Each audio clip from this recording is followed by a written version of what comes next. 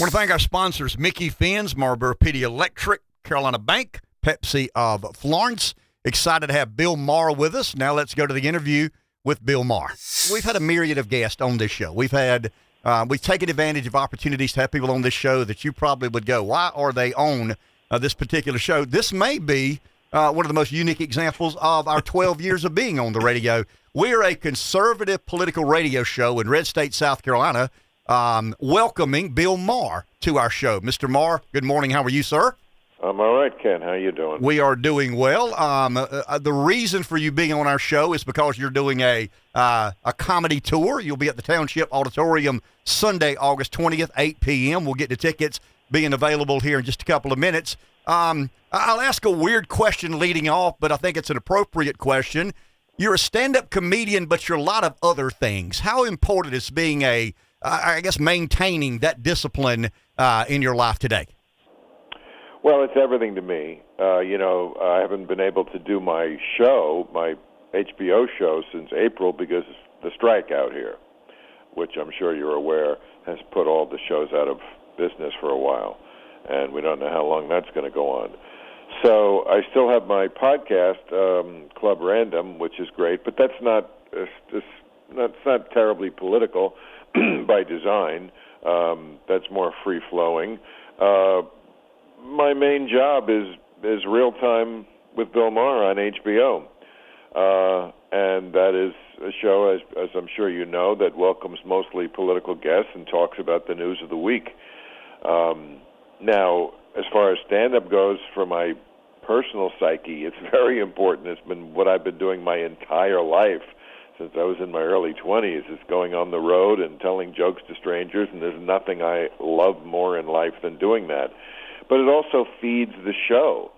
It also feeds my HBO show, because I feel like I couldn't sit here in Los Angeles and talk about America if I didn't see America.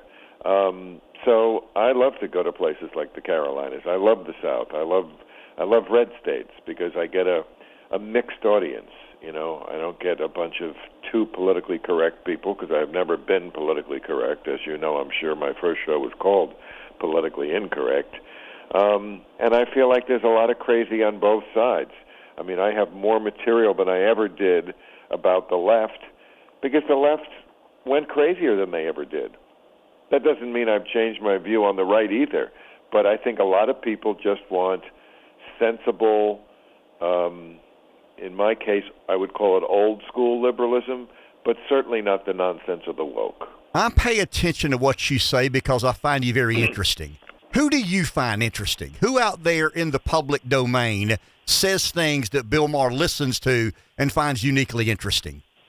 Well, there are certain writers who I adore, like Andrew Sullivan. I don't know if you read him, but he's another person like sort of in my camp, I would say. Barry Weiss. They have an amazing site called The Free Press. She used to work for the New York Times, and the New York Times is not a publication anymore that countenances any sort of dissent. I mean, you have to be completely on their page. I mean, this is, again, someone who I would call an old-school liberal. I mean, she's hardly some sort of red pill-taking conservative, and yet not good enough for that publication anymore. So she left and did her own thing. And again, these are the kind of Sam Harris is another person I love to listen to.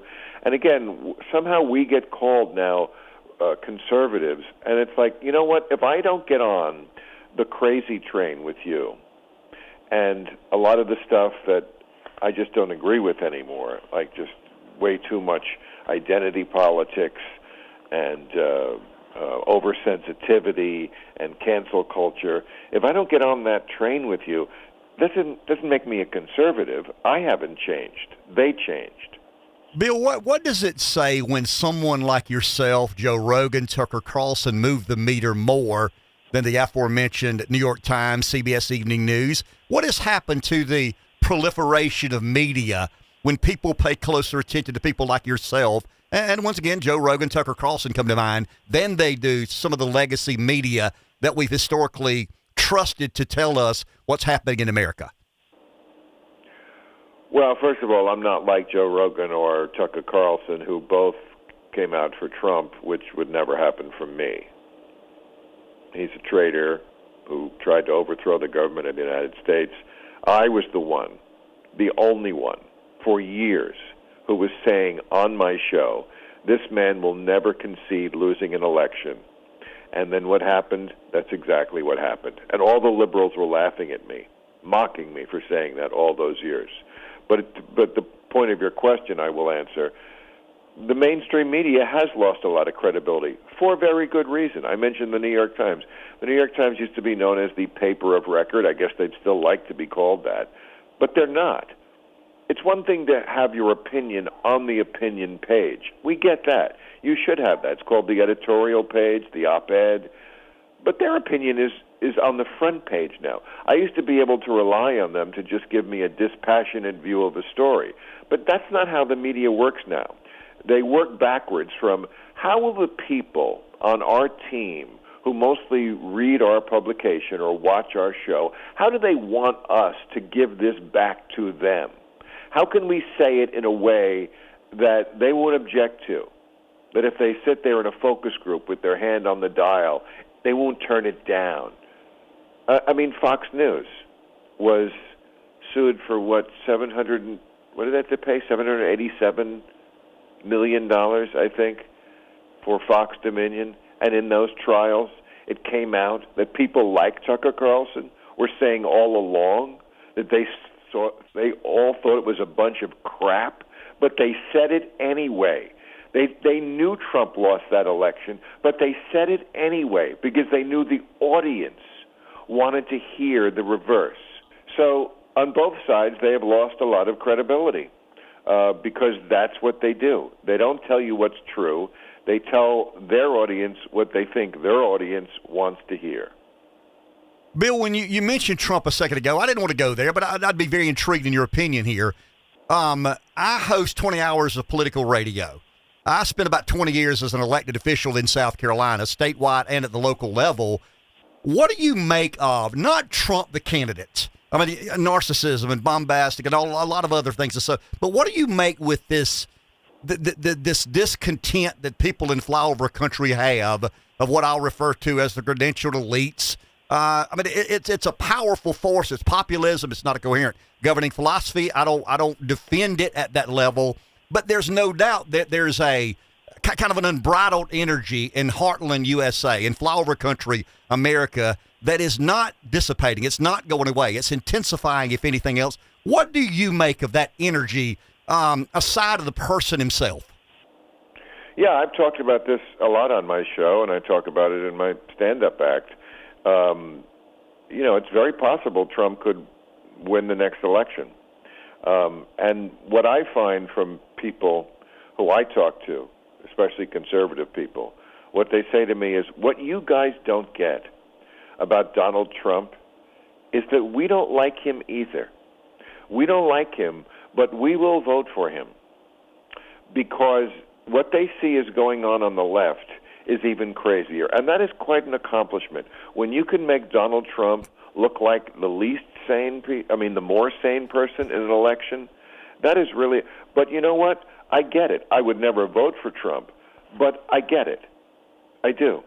I get it that people say, you know what, again, with all the identity politics, the victimhood, the sensitivity, the cancel culture, the forced conformity, the hostility toward free speech, the pointless self-loathing among white people that doesn't make any lives better, the forcing of complex ideas about race and gender on children, all this stuff, that's why they vote for Donald Trump. Now, some of them do like him, but other people are just saying, you know what? Yes, he's crazy, he's awful, but you know what? My kid came home and he's a boy and he's wearing a dress now.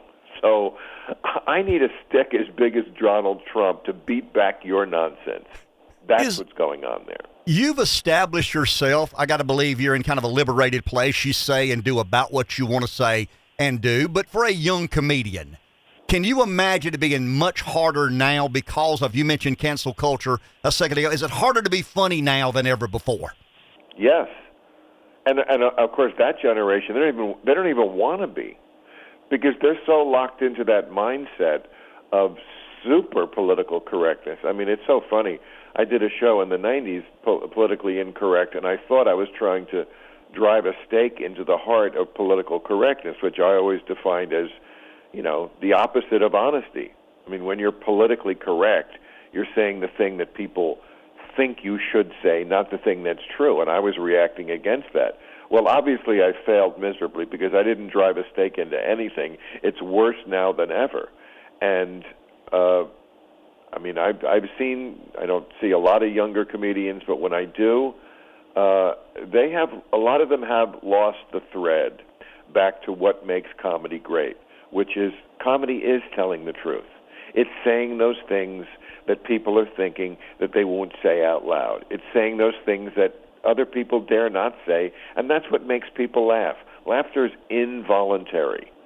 You can't make it happen, and you can't prevent it when it really makes you laugh. That's what's great about it. And I don't see a lot of that among the younger generation. It's a lot of stuff about, their anxiety and their coming out or whatever it is they're going on in their personal lives. But it's not sort of observing the parade of what's going on here in America and then commenting on it truthfully, because that would get them in trouble. And yes, it's a lot harder. I mean, when I started in the comedy clubs, there was no cell phones, there was no Twitter, there was no people in the audience who are just looking to get a scalp on the wall. They don't really care about social justice. What they care about is, ooh, I caught somebody at being bad. Well, you know what? A lot of comedy is being bad. It's about testing where the line is. Yes, sometimes we go over the line. That's what you pay us for. That's why it's good. You need us on that wall. You'll be at the Township Sunday, August 20th, 8 p.m. Tickets are available through Ticketmaster. I don't know how much you know about the Township, but Elvis Presley played there in 56. Pink Floyd played there in 72. Bruce Springsteen played there in 78. It's a storied venue here in our state. If someone buys a ticket to see Bill Maher perform in Columbia, South Carolina, what can they expect? They can expect to laugh their ass off. And, if they listen to this interview, they heard a little bit of my point of view on things now. And like I say, I get a mixed audience now, politically mixed, which is rare these days. We are all so into our own tribes. We are all into our own silos.